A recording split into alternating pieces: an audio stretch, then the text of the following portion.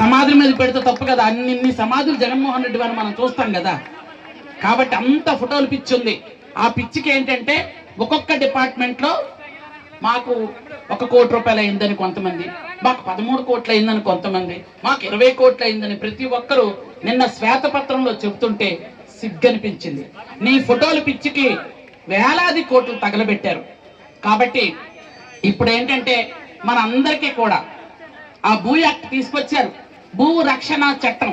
ఆ చట్టంలో ప్రతి ఒక్కరు కూడా మన భూమి మన చేతిలో ఉంటుంది, లేకపోతే మన భూమి వాళ్ళ చేతిలో ఉండేది.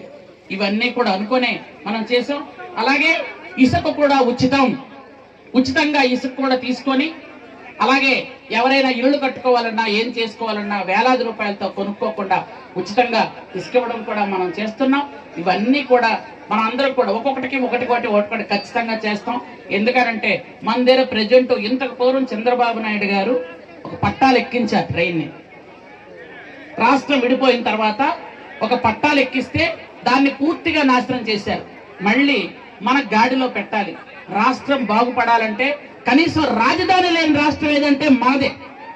అలాంటి రాజధాని లేని రాష్ట్రానికి ఈరోజు అమరావతి రాజధానిగా చేసుకొని కేంద్రం నుండి నిధులు తెప్పించుకొని ఈరోజు కేంద్రం కూడా నిధులు మేమిస్తాం, మీరు కట్టండి, మేమిస్తాం, పోలవరం నిర్మించండి, మేమిస్తాం, అమరావతిని పూర్తి చేయండి అనే పరిస్థితికి వచ్చారు అని అంటే చంద్రబాబు నాయుడు గారి చాకచక్యమే వాళ్ళందరూ కూడా అర్థమైంది.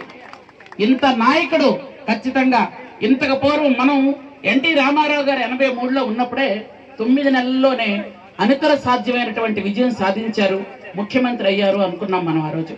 అది అమోఘం, నా భూతో నా భవిష్యత్తు అనుకున్నాం.